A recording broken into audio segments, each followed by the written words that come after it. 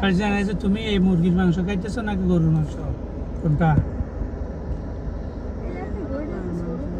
লিচুর মতো দেখো, এই তো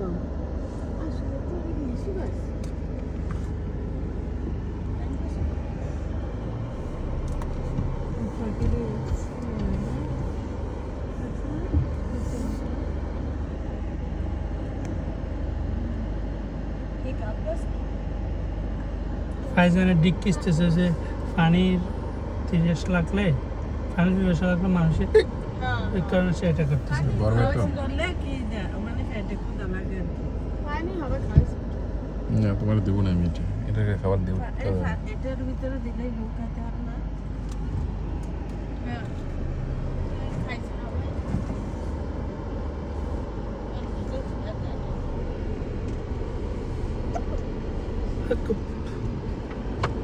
এই এই কত বড় দেখছো, হরিণ এটা কত বড় দেখছো?